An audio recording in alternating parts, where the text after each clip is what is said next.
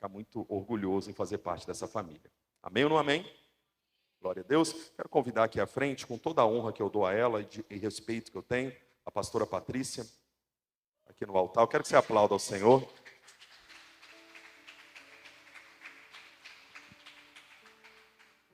Amém? Eu vou ser repetitivo em dizer o quanto eu honro e respeito a unção dessa guerreira. Eu estou em débito com ela do nosso ato profético, mas vai acontecer. Deus tem o tempo, né? Vou me mobilizar para a gente fazer. A equipe está montada, né? Eu quero, mais uma vez, te entregar a autoridade, porque realmente eu reconheço a unção que você carrega, respeito essa unção, tanto você, também na pessoa do seu esposo, e nós já fomos tão abençoados através da sua vida, para testificar. Tudo que você falou comigo aquele dia é impressionante, assim, na riqueza de detalhes. Na riqueza de detalhes. Que é o que eu estava vivendo mesmo. Aquela noite eu não tinha dormido. Minha esposa em casa, quando eu contei para ela, ficou assustada. Havia 2 dias que o dia estava clareando e eu acordado. Já orava, lia, via pregação e não conseguia dormir. E a partir daquela noite eu consegui descansar. Deus realmente usou poderosamente. O Senhor também te usou para me despertar sobre outros detalhes, né?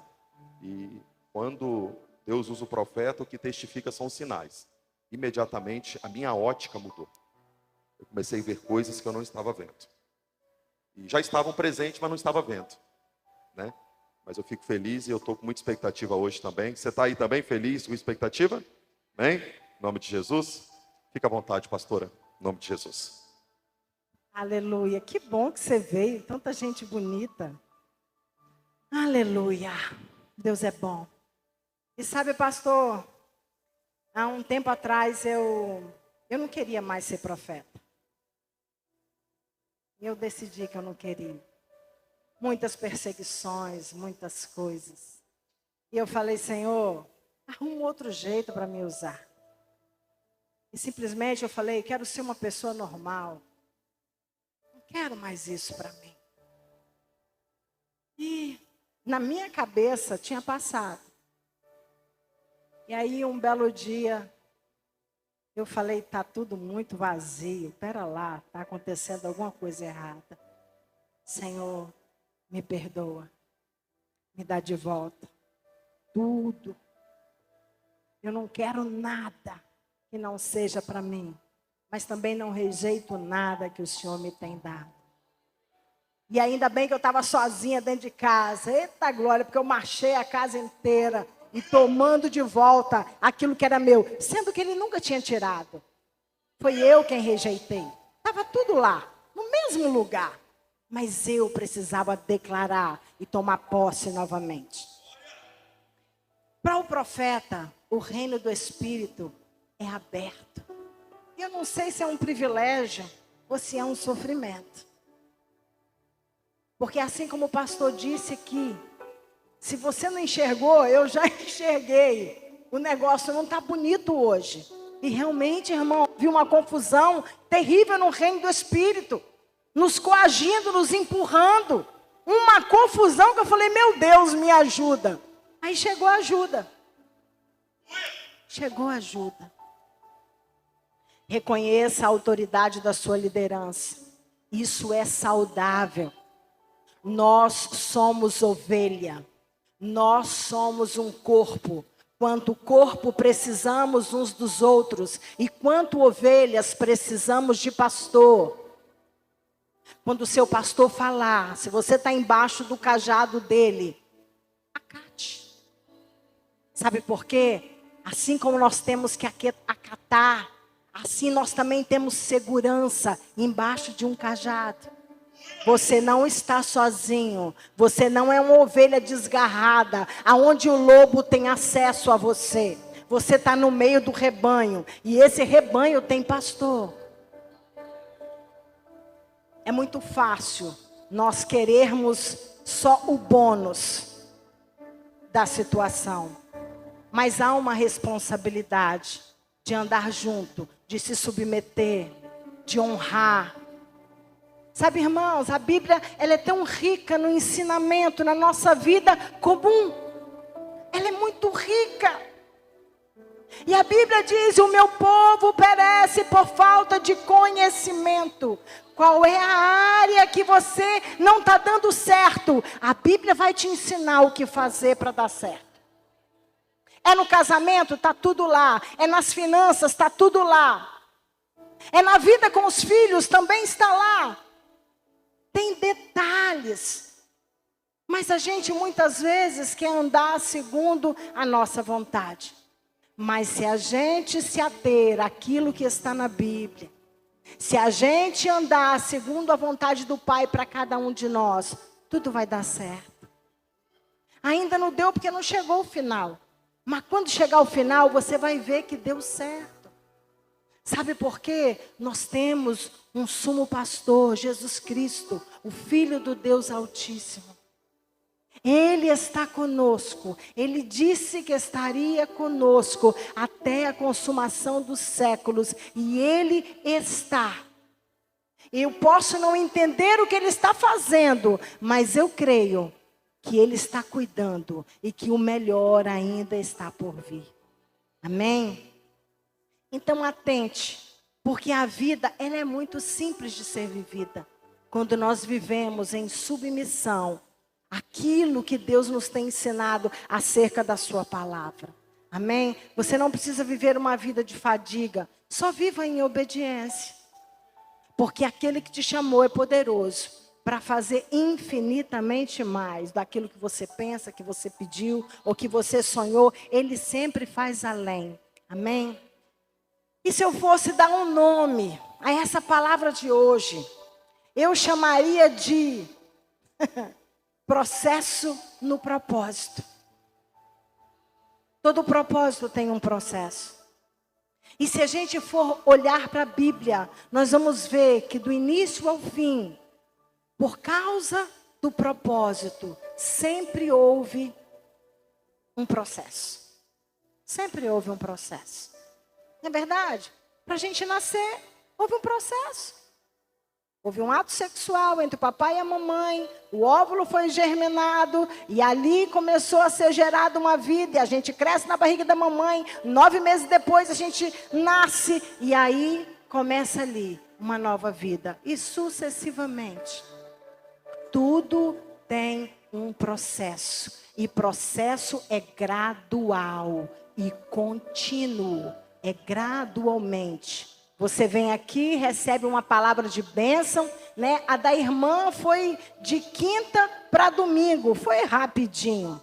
Mas eu tenho palavras que ainda não vi com esses olhos, mas eu ainda continuo esperando, porque estou no processo. Tem um processo. A sua vida é processual. Tudo é processo. Então aquieta em Deus, descansa em Deus, alegra-te em Deus. Como que eu vou me alegrar sem ver a minha bênção? Alegra. Sabe por quê? A alegria do Senhor é a nossa força. E também é fruto do Espírito. Se você está cheio de Deus, não tem como não estar alegre. Muitos vivem buscando felicidade, mas felicidade temporal, porque essa felicidade está em cima de coisas que Ele quer que aconteça. Mas felicidade não tem a ver com aquilo que eu tenho ou que eu alcancei. Tem a ver com aquilo que eu sou em Deus. Eu sou em Deus. Seja em Deus. O que você é em Deus? Pensa aí numa palavra. Eu posso dizer que sou filha. O que você pode dizer aí dentro de você? O que você é em Deus? O que Ele tem construído em você? Eu vejo que eu não sou mais órfão. Eu não sou mais órfão. Eu carregava uma orfandade. Porque há órfãos de pais vivos. Sabia disso? Eu não sou mais órfão. A primeira palavra que Jesus disse aos discípulos foi: e eu não vos deixarei órfãos.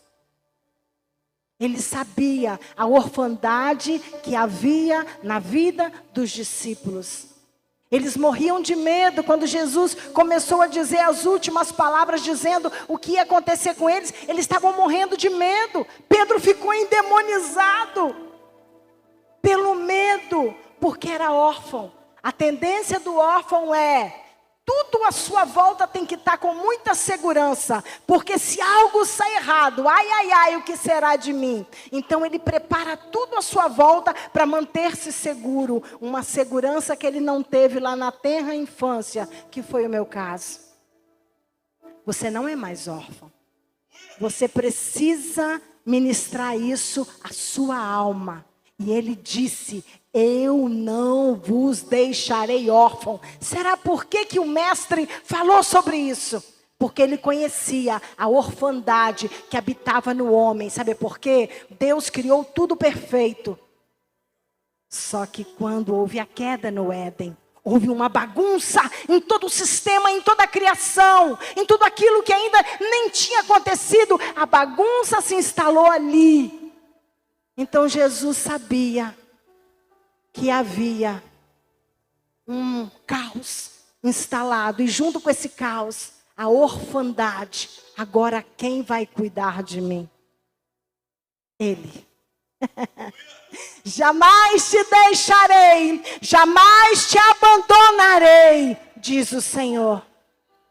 Jamais, jamais.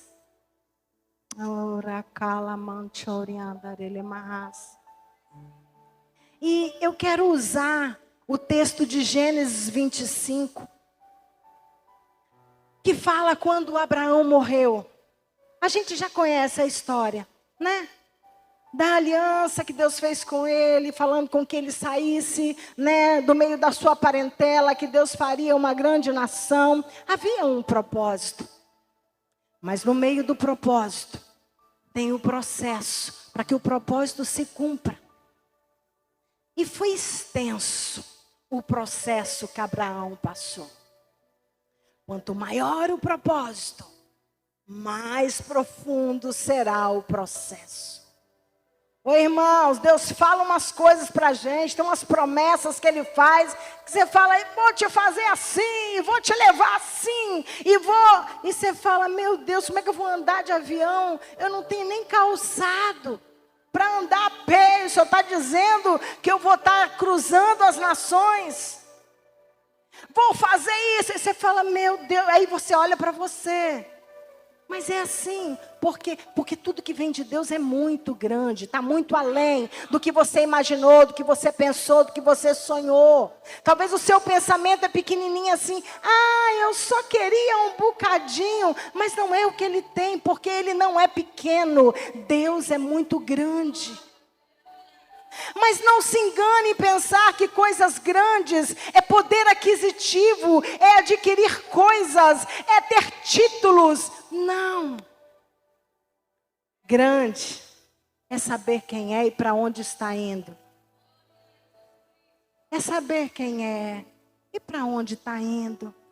É viver uma vida de alento, em descanso, em paz, em contentamento, usufruindo daquilo que tem e daquilo que é, e andando em paz com todos. Uma vida tranquila. Nunca que você vai chegar numa loja, pode botar todo o dinheiro na mesa e dizer: ei, me dá 1 quilo de paz aí. Paz não se compra. A moeda de paz é contentamento no Rei dos Reis e Senhor dos Senhores. Não se adquire paz sem conhecer e prosseguir em conhecer o Senhor.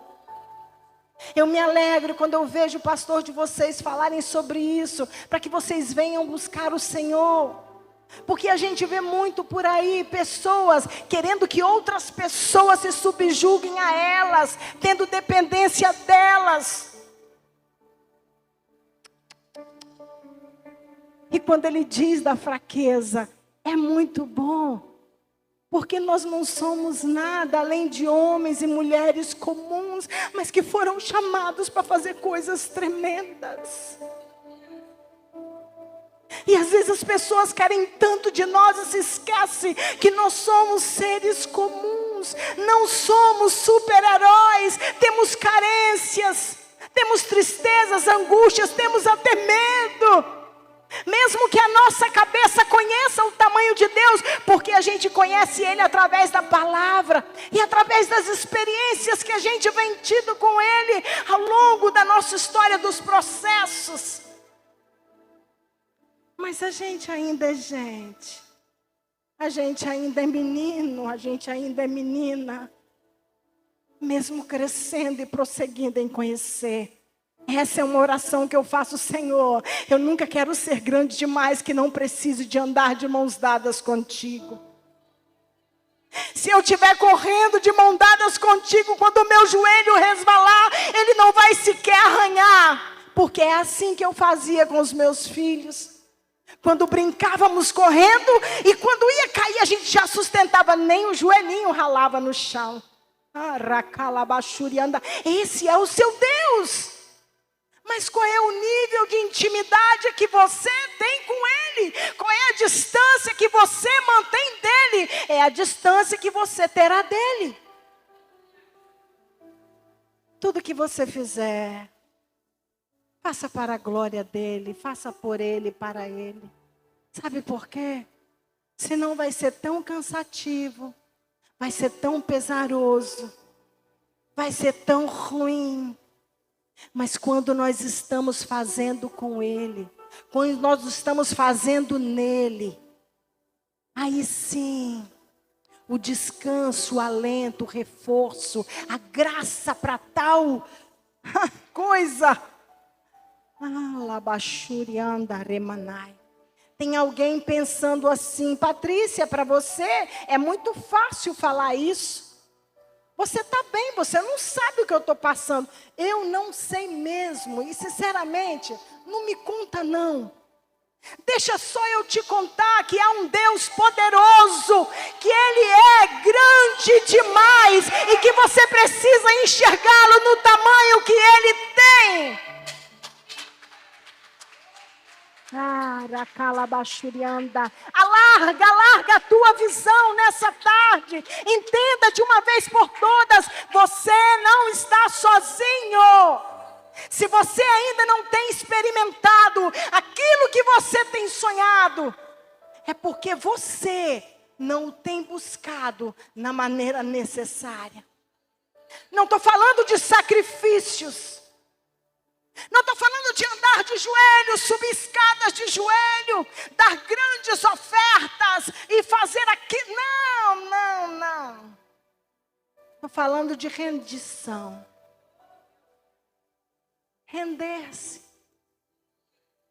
Você poderia entregar aquilo que você tanto quer para Ele? E se Ele não fizer o que você quer? O que você acha que é tão bom para você? Que você quer tanto? Que não é nem mais bênção, agora é obstinação. Você está obstinado. Você teria coragem de devolver isso para Ele e dizer, Senhor, eu te amo. Se o Senhor nunca cumprir isso, se o Senhor nunca fizer isso para mim, está de bom tamanho, simplesmente te pertencer e continuar a te sentir e estar contigo, nada mais me importa. Você estaria disposto a uma entrega neste nível? Porque alguns de nós, já passei o texto todo.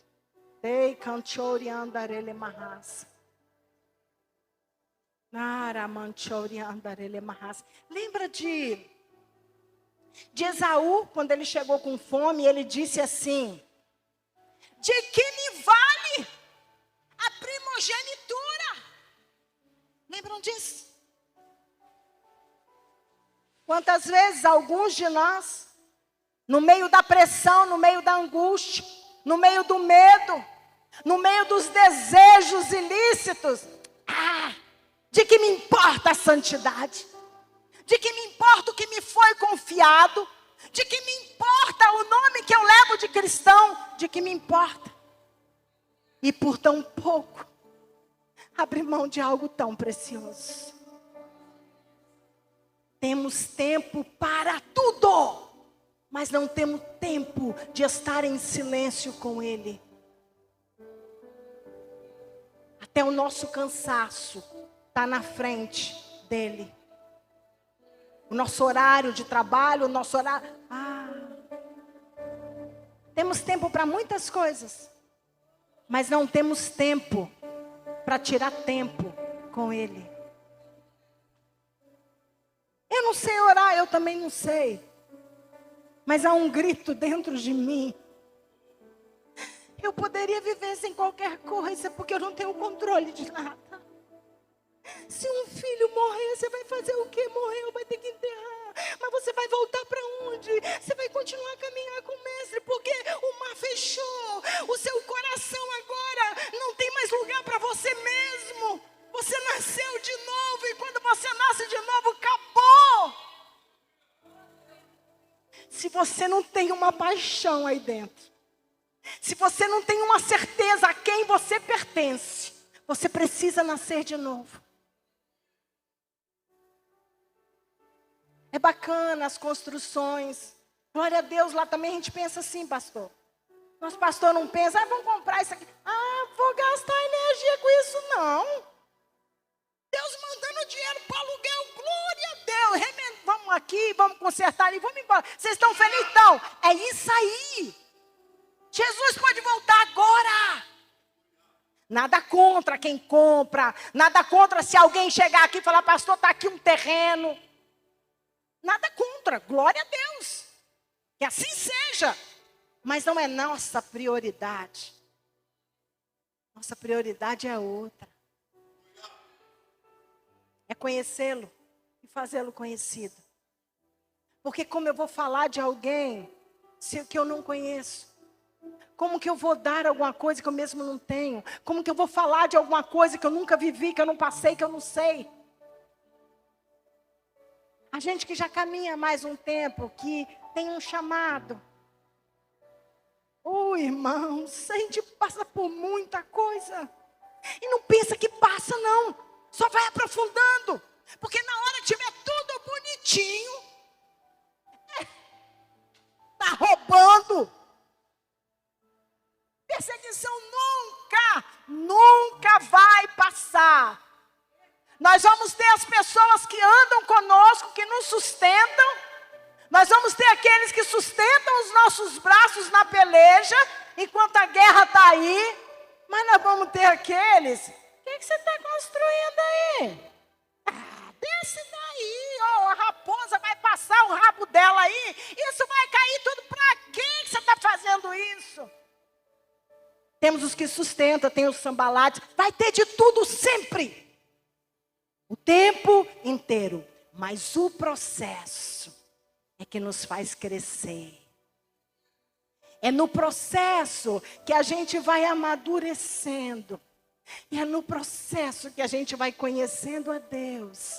E é no processo que nós vamos sendo conhecidos dEle. Você pensa que foi alguma surpresa para Deus quando Satanás foi até ele falar acerca de Jó? Jó tinha uma brecha, irmãos.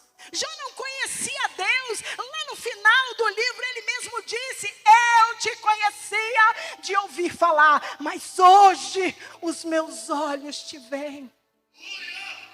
E quando é que você vê a Deus? Quando você está no processo. Porque no processo é você e Ele. Eu estou assim por causa do fulano. Eu fiz assim por causa... Não, ninguém vai interferir naquilo que eu sou em Deus. Ninguém suja as minhas vestes. Podem lançar lama, mas não conseguem arrancar a pureza. Porque é Deus quem te limpa, quem te lava. É Ele quem te consola. É Ele quem te constrói. Não tem nada que vem de fora para dentro que te prejudique. Mas aquilo que sai de você. Aquilo que está dentro de você. E em Gênesis 25 diz assim. Fala sobre a morte de Abraão. Aí fala E Sara, sua esposa, morreu e ele casou-se com Quetura, teve vários filhos e tal, né? E todos eles foram descendentes de Abraão por meio de Quetura. E Abraão deu tudo o que possuía para o seu filho Isaque, fechando um ciclo. Porque quem era o filho da promessa era Isaque. Aonde é que estava o propósito de Deus? Em Isaque. Só que antes de Isaque veio Ismael e teve uma infinitos descendentes. E depois que ele se casou, depois que Sara também partiu, ele se casou com Quetura, teve mais filhos e netos. Isso foi o quê? Isso foi propósito. Deus disse que a descendência dele seria como a areia, como as estrelas do céu, seria grandíssima. Então Deus estava cumprindo o propósito dele. Só que em todo propósito há um processo. Até Abraão ter o filho, a gente lembra de quantos anos foi para esse filho nascer. Foi tudo um processo. No meio do caminho apareceu Ismael, mas tudo bem, o homem pode sair da rota, mas Deus continua no propósito que ele tem, porque ele tem um propósito. E aonde Deus quer chegar, ninguém vai interferir. Ninguém. A gente pode não entender, mas interferir ou paralisar aquilo que Deus está fazendo, jamais. Amém. Deu tudo para Isaque, né? E antes de morrer, porém, deu presente aos filhos de suas concubinas e os separou de Isaque, enviando-os para a terra do leste. Então o que Deus fez? Espalhou esse povaréu todo. Vai, porque os descendentes de Abraão, eles têm que crescer. Havia uma ordem. Toda palavra profética que é liberada. Ou seja inteligente. Toma posse. Toma posse. Lembra de Eliseu das flechas? Vai, rei, atira essas flechas. E o rei, as 2, 3 flechinhas mirradas. E o profeta, o sangue no olho, porque profeta é gente assim. Se você tivesse atirado 5 ou 6, você teria vencido. Nunca despreze uma palavra profética. Nunca despreze uma palavra profética. Mas a gente ouve tanta profetada. Ok, eu estou de acordo com você. Mas a Bíblia diz que enquanto o Espírito fala, testifica no meu espírito, que é o Espírito Santo de Deus. Então, se você é alguém que anda em espírito, você sabe que se é Deus ou não falando com você. Então não tem nada a ver com o profeta, com quem está entregando. Mas tem a ver com se você está em espírito ou não. Se você estiver em espírito, você vai entender o que Deus está falando. Agora, se você andar na carne, vai meter a lenha em quem entregou a palavra. E cuidado porque essas coisas são muito sérias. Ai de mim, tocar no ungido do Senhor. E ai de mim, julgar alguém, porque com a mesma medida eu serei julgado. Está vendo como tem Bíblia para tudo e para todos? Tem palavra para tudo. O que nós precisamos é andar em Deus. É andar em plenitude com o Espírito. Hoje a moça chegou ali contando que lá no vale foi uma bênção, que feita, eu falei, eita glória. Gente, é tão pouquinho diante daquilo que está reservado para nós. Isso aqui não é nada diante daquilo que está reservado para nós. Viver no Espírito é algo maravilhoso. Então viva no Espírito. Então Abraão viveu 175 anos e morreu em boa velhice, depois de uma vida longa e feliz. Como é feliz aqueles que servem ao Senhor e que andam no seu propósito, independente da profundidade dos processos. A unção, a graça, o nome, o renome, o poder, todos querem. Mas o processo é só para quem Deus tem o propósito. Não aguenta. Tem umas coisas que a gente ouve por aí que eu disse, Jesus, isso aí eu não ia aguentar. Mas aquele lá aguentou, porque havia um propósito. E o processo acompanha o propósito. Então ele morreu, ele era feliz, ele serviu ao Senhor, andou em propósito. Seus filhos Isaque e Ismael o sepultaram na caverna de Maquipela, perto de Manre, no campo de Efron, filho de Zoar, o Hitita. E esse era o campo que Abraão havia comprado dos hititas, onde havia sepultado a Sara, sua mulher. E depois da morte de Abraão, Deus abençoou Isaque, e ele se estabeleceu perto de Beem-peor, Lai-Roi, no Negueb. E aí fala dos descendentes de Ismael, que também, né, a parte que cabia para eles, aquilo que Deus havia determinado, e ali também se multiplicaram. E aí vem o nascimento de Esaú e Jacó. Gente, eu fico pensando, Deus é muito engraçado. Farei multidões através de você. Sara, estéril.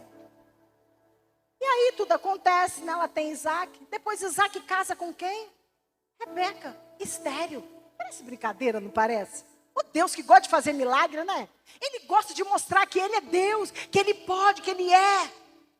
E gente, na vida comum, nas coisas básicas da vida, não espere chegar aqui na igreja para você viver o sobrenatural. Viva o sobrenatural na sua vida comum. Olha, ontem eu estava tão cansada, me lembrei aqui agora, que eu falei, Senhor, eu não sou de dormir. Para mim dormir eu tenho que estar com sono mesmo. Eu falei, Senhor, eu estou tão cansada. Irmãos, não tem aquele sono. Não me pergunte quantos minutos. Deve ter sido uns 3. Mas foi um sono tão profundo que quando eu acordei, eu falei, gente, que delícia. Não tem o que você peça para Ele que Ele não faça. Deus quer estar com você nos detalhes da vida, na vida comum. Não espere chegar aqui, ou não espere o seu pastor orar. Você precisa orar pelo seu pastor para sustentar ele. Porque ele é um guarda-chuva, que você está embaixo. Mas esse guarda-chuva tem que estar firme. E quem firma esse guarda-chuva é vocês. Ele não consegue fazer nada sozinho. Ele precisa de vocês. A liderança dessa igreja precisa de cada um de vocês. Quando você vir aqui, o mínimo, você que não é daqui, que eu sei que vem muita gente, né, para comer. O mínimo que você tem que fazer é ser grato por essa igreja, por este povo, por este pastor, por este rebanho, pela unção que opera neste lugar. E quando você é grato, Deus libera uma bênção para eles e para você. Então isso é o mínimo. E quando Isaque tinha 40 anos, casou-se com Rebeca, filha de Betuel, o arameu de Padã Arã, a irmã de Labão, o arameu. Isaque orou ao Senhor em favor de sua mulher, pois ela não podia ter filhos. O Senhor ouviu a oração de Isaque e Rebeca ficou grávida de gêmeos. 20 anos depois. 20 anos depois, processo. A gente lê a Bíblia e acha que foi tudo assim, né? Na continuidade. Foi não, irmãos. Processo. A gente costuma falar de Jacó, mas vai analisar a história de Jacó e Esaú. Esaú não sabia nem o que era ser primogênito. Ele não tinha aquilo como um prazer, como uma honra. Mas na hora que queria a bênção, ele foi lá. Mas ele não dava valor. E assim somos nós, às vezes levamos a vida de qualquer maneira. E não valorizamos a nossa igreja, o nosso pastor, os nossos irmãos, a nossa esposa, o nosso esposo, os nossos filhos, as nossas mães, os nossos professores, os nossos patrões. A gente não agradece pelo padeiro que faz o pãozinho de madrugada, para eu comer o pãozinho quentinho. A gente vive uma vida como se a gente fosse filho de chocadeira, mas nós não somos. Nós somos um rebanho.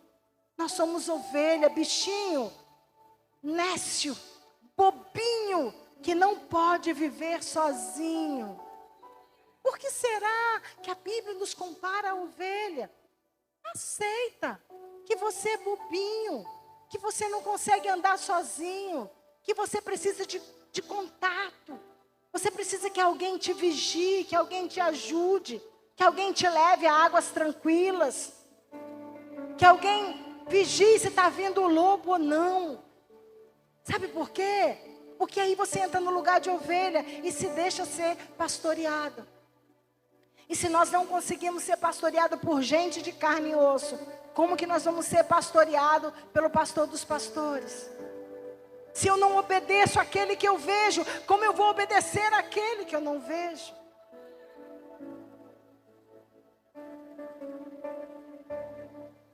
Ela ficou grávida 20 anos depois, de tanto ele orar. Algumas versões falam que insistentemente ele orou pedindo ao Senhor e ela ficou grávida. E ficou grávida de gêmeos. E a Bíblia fala, e ela disse assim: por que isso está acontecendo comigo? Ela começou a ter um desconforto na sua gestação. E muitas vezes, irmãos, a gente pode parar tudo e dizer: poxa, mas Deus não falou que ia me dar? Deus não falou que ia fazer? Deus não falou que eu seria isso? Deus não falou que ia abrir essa porta? Aí quando a gente está lá vivendo aquilo que Deus falou, acontece alguma adversidade. Ah, não, não é Deus não. Não, não é possível, não é possível. Por que isso está me acontecendo? Aí ela foi para Deus, e foi perguntar para Deus, foi indagar a Deus. E Deus falou: minha filha, você não sabe de nada, tem algo muito maior dentro de você. Tem duas nações aí dentro, e uma guerreando contra a outra. E Deus que é soberano,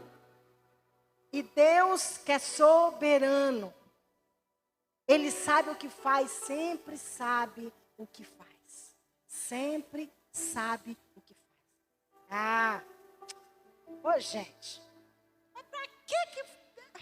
Mas Pedro, o filho da dona, não sei o nome da mãe dele, fulano de tal. Porque às vezes as pessoas que nos conhecem quando a gente é criança. Mas por que o Pedro? Ou senão os nossos próprios irmãos. Já vem a santarrão. Isso acontece muito. Às vezes não são todos convertidos, né? Não é o meu caso, graças a Deus. Mas Deus, na sua soberania, decidiu que o menor seria maior. O menor seria maior que o maior.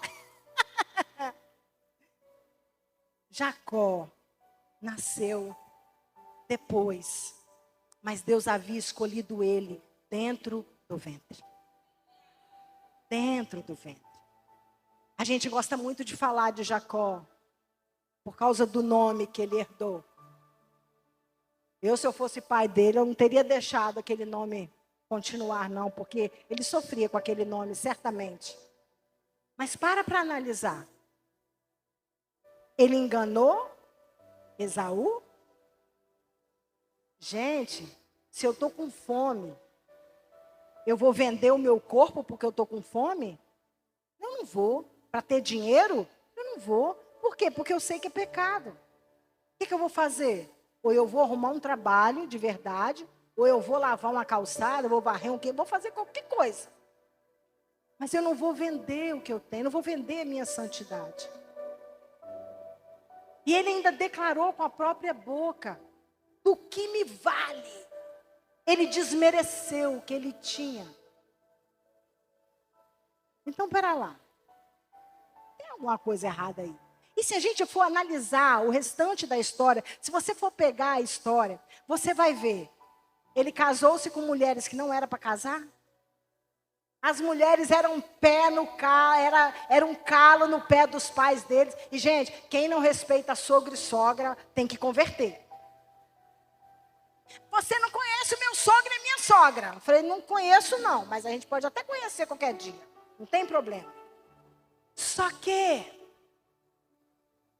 não importa quem eles são. O que mais importa é que são o pai do meu esposo, da minha esposa. São os avós dos meus filhos. Tem que haver um respeito. Tem que haver um respeito. E não havia. Não havia. Então Então tinha coisa que ele não acatava. E ele só foi aprofundando naquilo que não era para fazer. E a gente vê Jacó o quê? Jacó fugiu? Fugiu, porque ele sabe o que ele fez. Mas a gente vê quem? Deus com ele o tempo inteiro. Se a gente for analisando a história, Deus falou com ele na ida, falou com ele na volta. E no meio do caminho, Deus estava sempre com Jacó. Por quê? Quando você sabe quem você é, quando você conhece as suas debilidades, as suas fragilidades, você grita por Deus. Você coloca diante dele e fala: Senhor, eu estou aqui, eu sou um Jacó, mas eu sou um Jacó do Senhor. Então vem aqui porque eu preciso de ti. E se você for analisar a história, você vai ver que tudo terminou muito bem com ele. A ponto do nome dele ser mudado. E Deus foi com ele em todo o caminho. E a partir dele, continuou a história. No entanto, hoje, o que a gente diz? O Deus de Abraão, Isaque e Jacó. São as 3 gerações, os ícones, aonde tudo começou. O nome dele está lá. E não fala o Deus de Israel, fala o Deus de Jacó. Porque foi em Jacó que Deus fez. Deus mudou o nome dele. O que Deus fez foi Deus que fez nele. Mas ele era Jacó. Essa era a identidade dele que foi imposta na verdade. O que foi imposto a você? Agora, você está fadada a viver sozinha. Agora, acabou. Não tem mais, as portas não vão se abrir mais. Você quer fazer faculdade como seus pais são pobres? Medicina. Como? Há um Deus que vive e reina para todo sempre. Enquanto houver dia e noite, Ele é. Arabashuriandarele mahas. Erekala masuriandarele mahas. Erekala mashuriandarele mahas. Erekanchoriandarele mahas. Erekanchoriandarele mahas. Erekanchoriandarele mahas. Eremanchoriandarele mahas. O Senhor dos Exércitos está conosco. O Deus de Jacó é o nosso refúgio. Vinde e contemplai que a assolação tem feito na terra. Pode ter fome em toda a terra, mas na sua casa não vai faltar. O suprimento não vai faltar. Entrega o teu caminho ao Senhor. E o mais Ele fará. O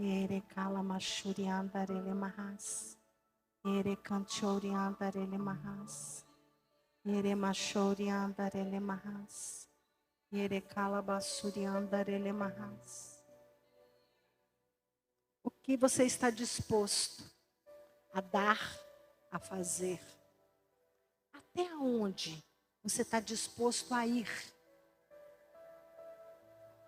Qual é o seu limite? Qual é o seu limite?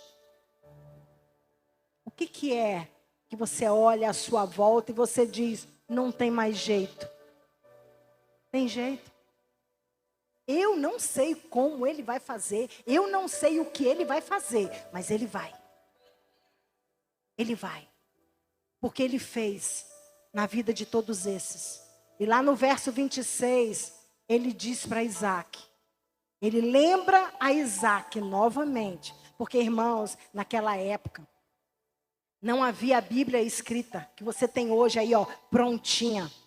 De pai para filho, de filho para o neto, de neto para o bisneto. A palavra ela era dita, por isso está escrito, iam pelo caminho, citando a palavra. Você precisa ensinar a palavra aonde você estiver. Você precisa ensinar aos seus filhos, aos seus amigos.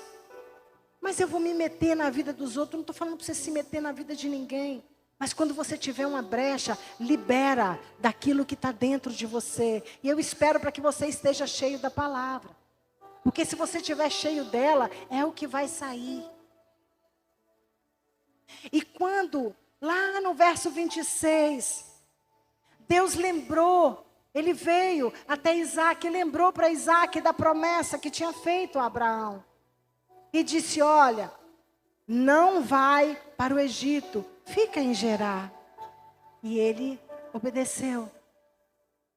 E deu algumas instruções. E ali novamente aconteceu uma outra etapa que havia acontecido lá com Abraão. Rebeca era muito bonita, ele disse que era irmã. Gente, a Bíblia vai repetindo uma história. Parece que Deus está assim, ó, batendo na minha e na sua cabeça, dizendo, ei, chamei pessoas comuns para fazer coisas grandes, para viver grandes coisas neste mundo tão corrompido. Nenhum trabalho no Senhor é vão. Deus não fica devendo nada a ninguém.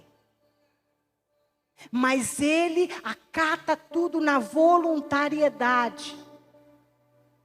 E é um privilégio para nós podermos prestar serviço ao reino de Deus. Não é para que homem nos veja. Não é para que pagando penitência, não. É um privilégio. E Deus disse para ele, olha, eu fiz com seu pai, sabe por quê? Porque ele me obedeceu em tudo o que eu ordenei. Então há uma chave, a obediência é a chave do sucesso e gera bênção. Essa frase é antiga. Seja obediente à palavra de Deus. Não seja cristão de aparência, mas viva a palavra. Ande na palavra, coma a palavra, seja a palavra neste mundo tão corrompido. E Isaac continua o processo dele. Deus o abençoou, Deus falou com ele o que era para ele fazer, ele obedeceu, ele foi honrado pelo rei daquela terra, que o rei descobriu que a Rebeca era a esposa dele, e falou, meu filho, para que você fez isso? E já lançou um decreto, quando nós somos homens e mulheres de Deus, nós não precisamos bater no peito para nos defender. Ô irmão, Deus tem um negócio gostoso demais com os dele. Mesmo que a gente resvale o pé, ele puxa para perto e diz, não, aqui você não toca não. E ele nos honra, como fez com Isaac. Ninguém toque em nada de Isaac. Essa mulher esposa deixa eles em paz. Mas tudo isso por quê? Por causa de Isaac? Não, por causa do propósito. Por causa do Deus Todo-Poderoso, que tem um propósito na vida de todos nós. Porque nós somos a extensão de Abraão. Através dele, todas as famílias da terra seriam abençoadas. Olha você aí. Olha os seus descendentes sendo abençoados. A palavra está sobre nós. Ela foi liberada sobre nós. E a gente continua a história. Porque até o final de Gênesis, é Deus fechando essa história da grande descendência. E depois repete-se de novo. Aí nasce José. E quem foi José? E como foi que tudo terminou? Embaixo de processo.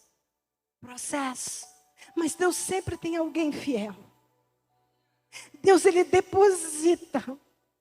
Às vezes eu falo, Senhor, eu não vou dar conta. Mas Ele olha para mim, eu confio em Ti. Eu sei o barro que eu te fiz.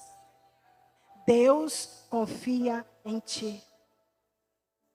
Ele sabe o barro que você é.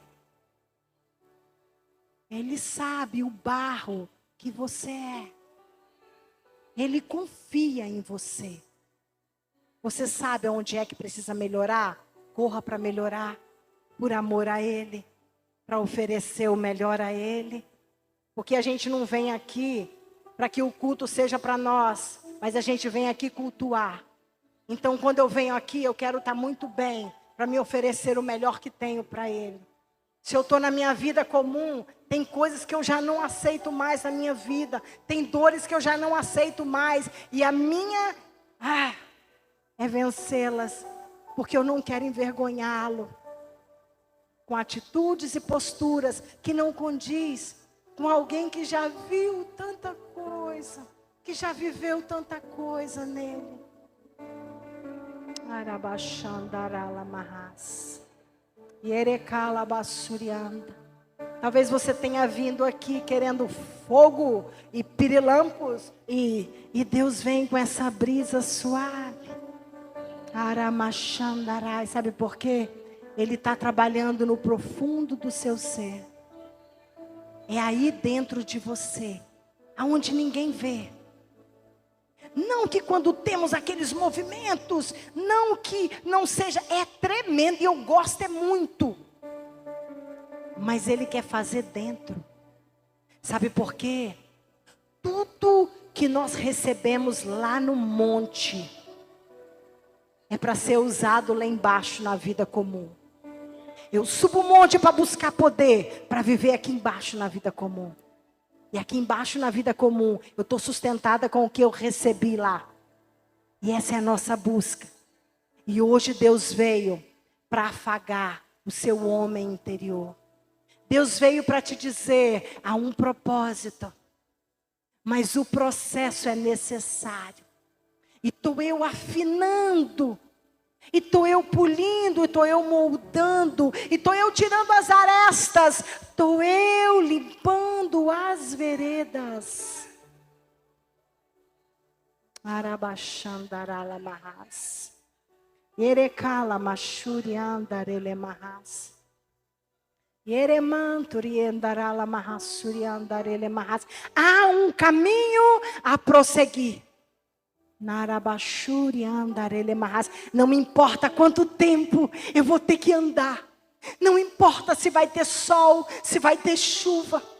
Não importa se vai anoitecer e eu vou estar sozinha no meio do caminho. Não importa. Importa que há um propósito. E que no meio do propósito, Ele me visita no início, no meio. E lá no fim, quando eu ver tudo pronto, eu ainda vou estar dentro do propósito, porque tem muito mais. Tem muito mais. Muito mais. Arabachandaralamahas. Eu sei que você trouxe um pedido. Quem trouxe um pedido? Quem trouxe um pedido essa tarde? Quem veio para aqui com eu quero, Senhor, eu quero colocar isso aqui no seu altar. Comece a ficar de pé. Quem trouxe um pedido para Deus? Quem tem uma demanda para Deus? Quem tem um anseio para Deus? Quem tem algo para colocar no altar do Senhor? Arabachandaralamahas. Agora você vai botar a sua mão para frente. Como quem segura. Não, junta a mão. Só se for muito grande. Se for grandão, é assim mesmo. Mas se for pequeno, é assim, ó. Na palminha da mão. Isso, é grandão, né? Isso. Arabachandaralamahas. Yerecantiorianda. E agora, isso aí que você trouxe, está na palma da sua mão. Naramachuriandarilmahas. Creia no que eu estou te falando. Se você não recebeu o profético, você não consegue entrar na linha. Ramachandarakenderianda. Você consegue? Usa a sua mente santificada para ver e sentir na palma da sua mão o que você trouxe para Deus. Yeremanturianda. Eu vejo pessoas que sorriem. Eu vejo pessoas que choram. E ele canta, porque essas estão percebendo o que estão na mão delas. Aramancherianda. Não olhe para mim. Feche seus olhos. É você e Deus. Eu não tenho nada para ninguém. Eu não tenho nada. Eu também estou aqui querendo a minha bênção. Não tenha vergonha de chorar. Não tenha vergonha de se expressar. Você precisa colocar para Ele. Você tem que sentir na sua mão. Veja na sua mão o que você está colocando para Ele, o que você veio trazer para Ele.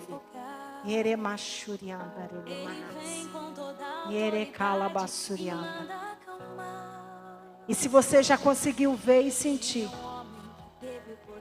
você consegue entregar para Ele?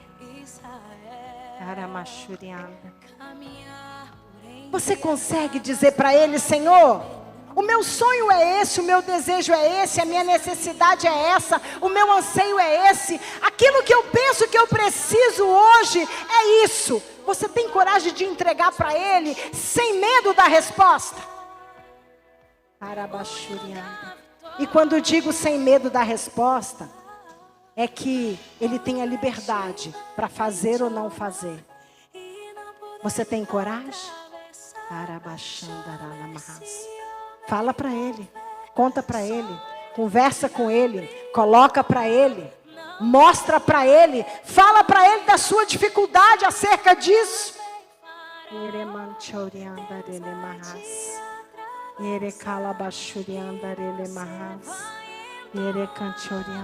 Ore, ore, essa oração é só sua.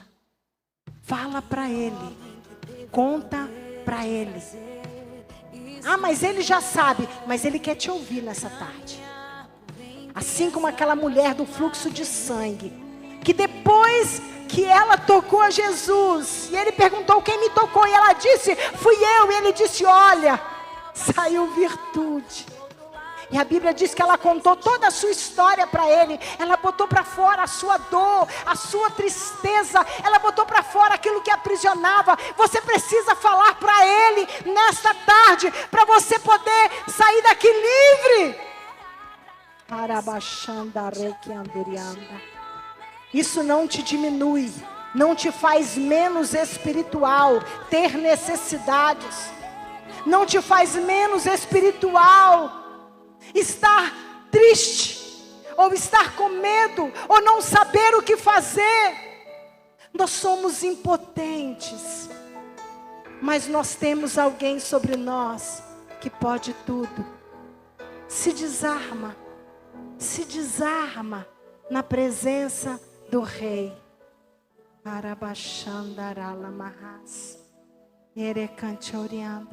Tá pronto?